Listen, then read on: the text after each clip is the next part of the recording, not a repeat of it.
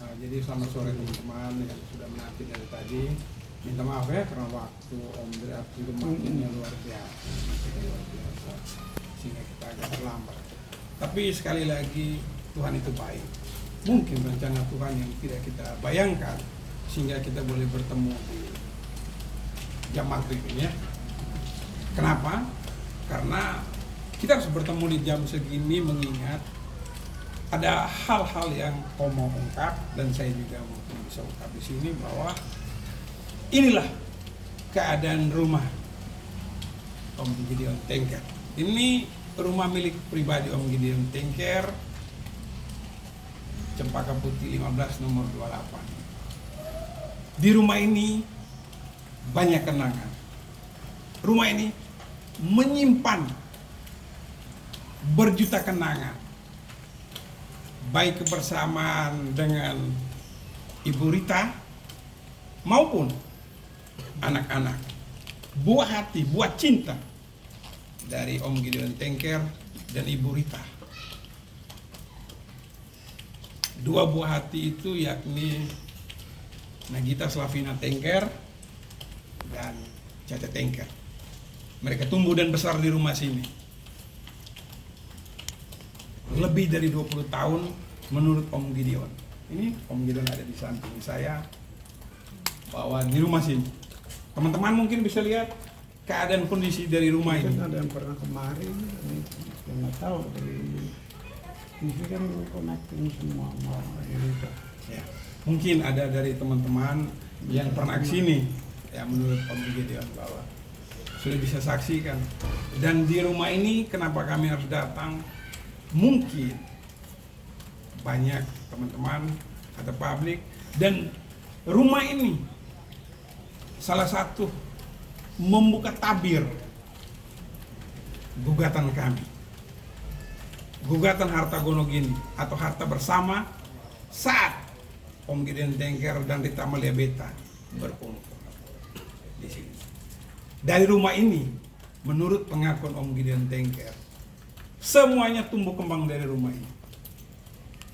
Di rumah sini juga Om ya, tempat usaha. Ini menurut pengakuan Om Gideon, Frame Rich awal muasal restoran,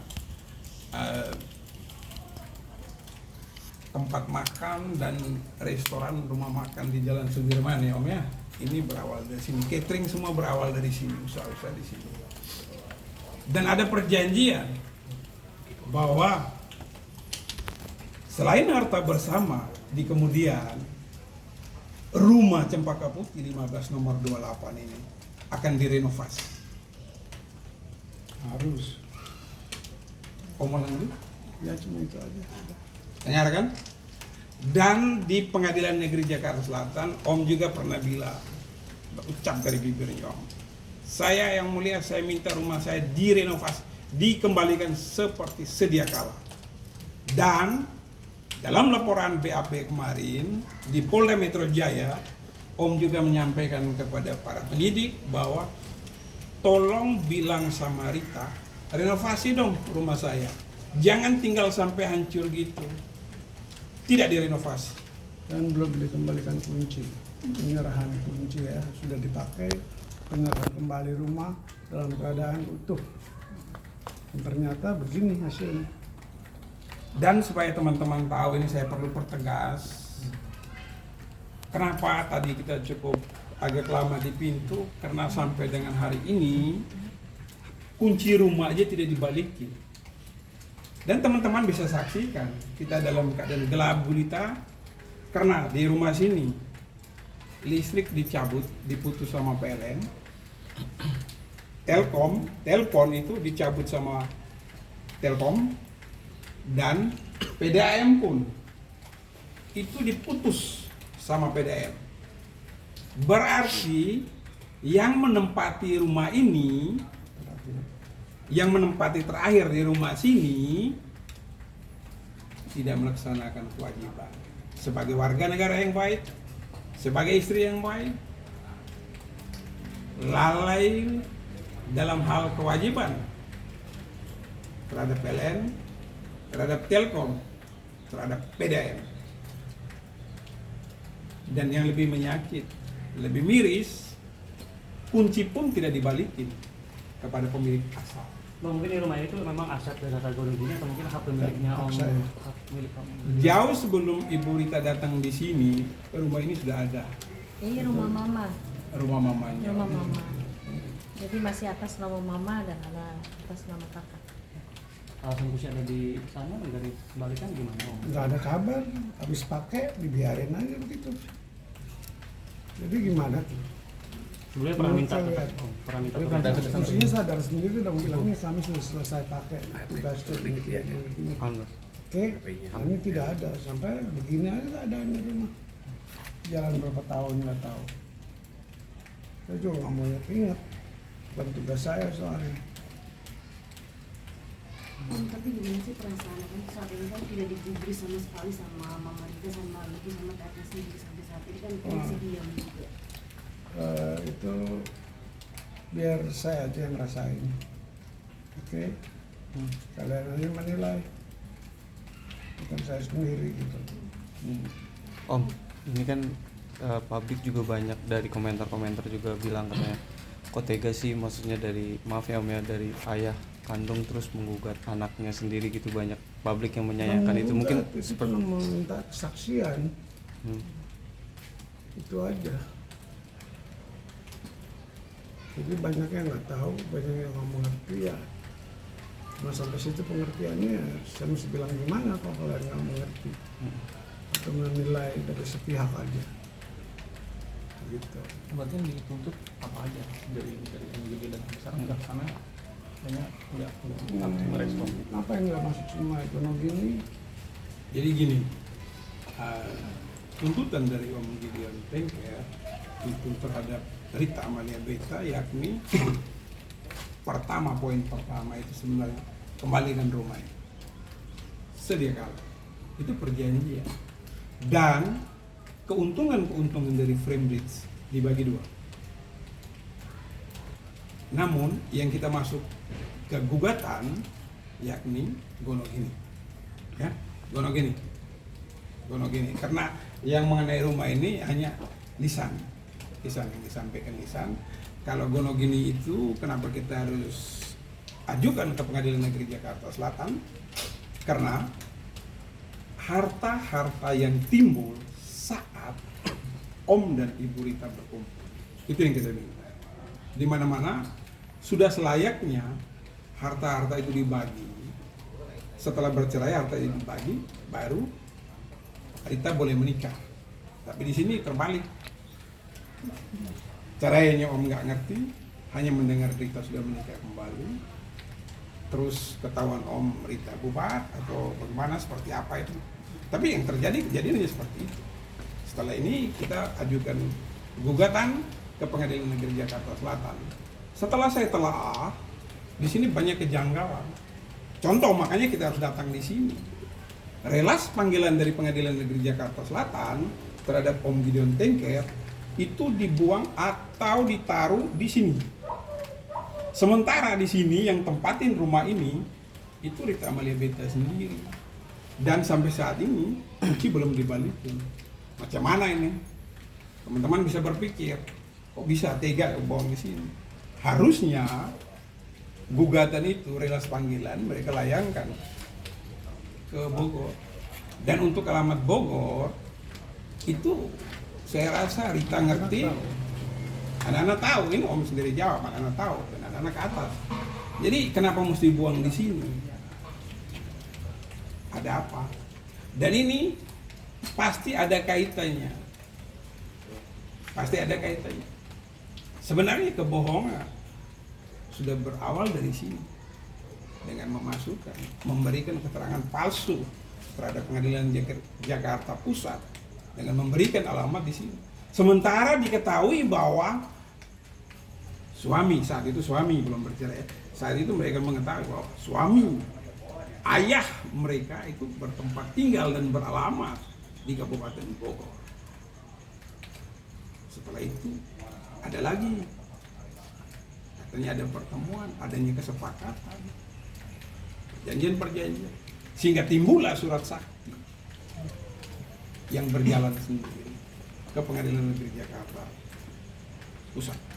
Dan itu yang kami laporkan, peristiwa-peristiwa dugaan tindak pidana ke Polda Metro Jaya. Jadi ada dua ya, gugatan 502 terregister dengan nomor perkara 502 Pengadilan Negeri Jakarta Selatan, dan laporan tindak pidana dugaan memberi keterangan palsu, pemalsuan surat. Nanti tinggal teman-teman penyidik untuk mengusut lebih jauh. Itu teman-teman udah pakarnya ya, udah makanannya. Dari keterangan seperti itu ditambah lagi dengan kedatangan kami, saya Erles Reral, pengacara dari Om Gideon Tengker dan adiknya Om Gideon, Mbak Indah. Kami datang di sini mau membuka tabir bahwa ini permasalahan yang sebenarnya yang menimpa keluarga ini. Mau dibawa kemana? Kita serahkan kepada negara. Karena kita hidup di negara Indonesia, negara yang punya hukum.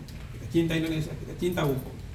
Siapa saja yang terlibat dalam perkara ini bertanggung jawab masing-masing. Mbak Ella, tapi mungkin untuk update persidangan Gunung ini di PN Selaret gimana?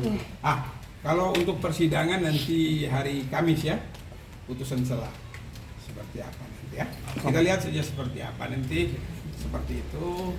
Tapi satu hal yang perlu saudara-saudara ketahui bahwa apapun kerinduan dari Om Gideon Tengker ini agar kunci rumah ini dibalikin dan segera menjalankan dalam keadaan yang baik.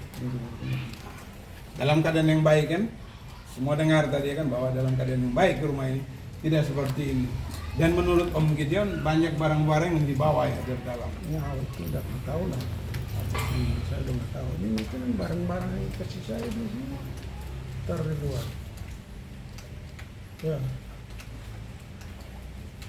Ini kenangan apa aja Om yang udah dilalui di rumah ini Om? Kenangan Om sama keluarga gitu. Ya dari kecil mereka di sini. Dari nikah ya sampai tahun 2000 berapa jadi gitu. Kurang lebih 20-an tahun ya Om ya. Lebih dong. Lebih. Udah gigil 36. Nah, ini. Om, berarti rumah ini kosong itu dari sejak tahun kapan? Saya tahu baru 2 tahun lalu, 3 tahun lalu nggak ditempatin lagi. Dan dibiarkan ya pelan-pelan digerogotin begini tanpa ada perawatan. Sepertinya bagaimana? Ada perawatan nggak? Enggak kan? Bagus. Mungkin melihat kondisi ini Om, ada sedih atau gimana nggak sih Om? Jangan dipikirin lah, nggak usah dipikirin. Soalnya kan yang kita tahu, Raffi juga sering. Ya nggak enak lah pasti. Nggak usah tanya lagi, saya ini udah tahu. Om, tapi Raffi sendiri tahu nggak sih Om tentang kasus ini, dan Om pernah minta bantuan di ONC untuk menyampaikan video ke mereka?